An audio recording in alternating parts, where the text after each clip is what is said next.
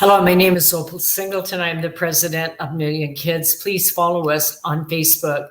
This is a very short insider alert, but an important one, I believe. So thank you for following us. This is a case analysis about a registered sex offender who was sentenced to 29 years, almost 30 years in prison for soliciting and producing child pornography from teenage boys on social media. And that's why I wanted to cover this case today, because so often we think the boys are exempt, but they are not. In fact, I believe more boys and young males are often sextorted than females because they often play on gaming sites and those chat rooms, and they're bonding with others in the chat room, and they're looking and sharing pornography in a video game, and they're more easy to groom and recruit.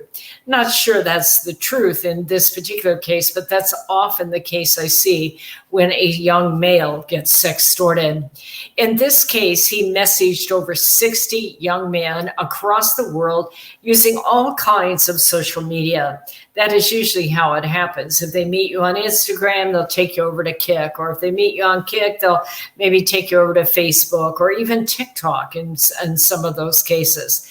He is charged with soliciting and producing child pornography by enticing juvenile males to send illicit photos. So why do we call it child pornography? Because anytime someone has an illicit photo of someone, male or female, under the age of 18, it is child pornography.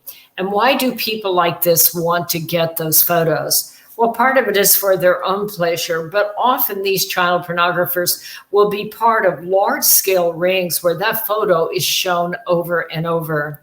But where I'm really going on this is I want you to understand the real damage done here to the victims. Yes, they're males. Yes, they may look big and grown, but it isn't always that way, especially if they're uncertain or they're making decisions about an LGBTQ lifestyle. They are a little more vulnerable because they feel like they can't just talk to anybody.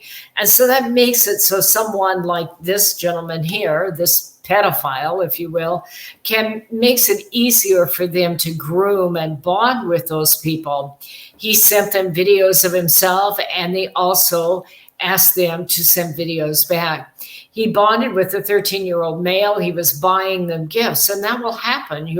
I see cases like this where they bond with someone online, and they may actually receive gift cards or money for their naked photo, or they may send them gifts so that it looks like a relationship.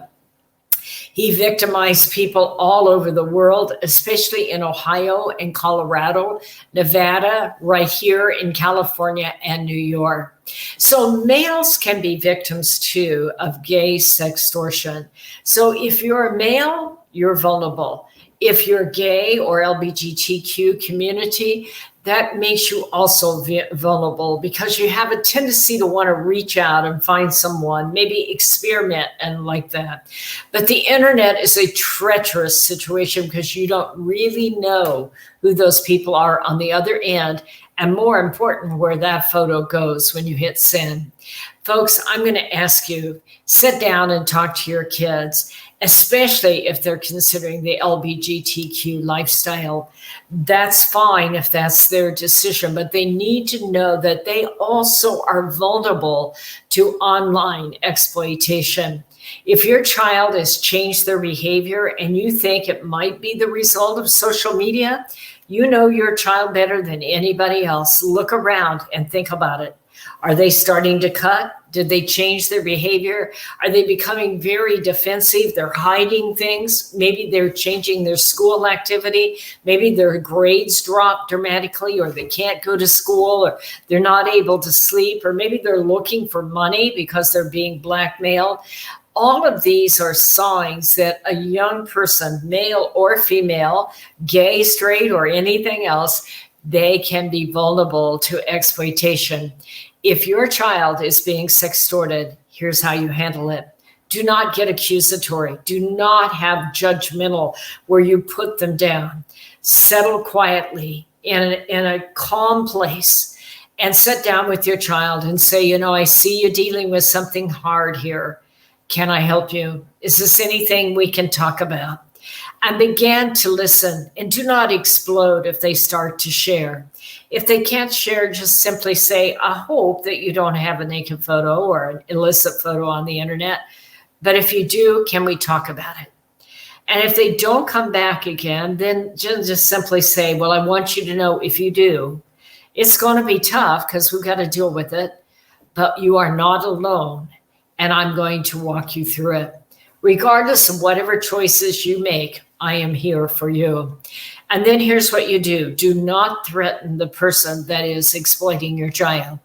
Simply take some screenshots of whatever you can and take your child or your adult, teenage kid, and go to the police department. Now, it'll be the cyber crimes unit, maybe the vice squad.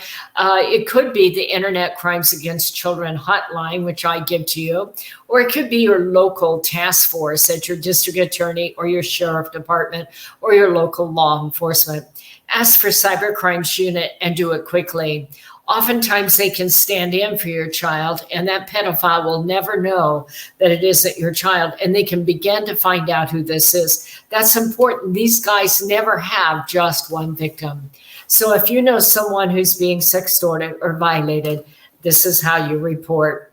Simply use the hotline. You can do that anonymously, 1-888-3737-888. Or Internet Crimes Against Children is Homeland Security, 1-866-347-2423.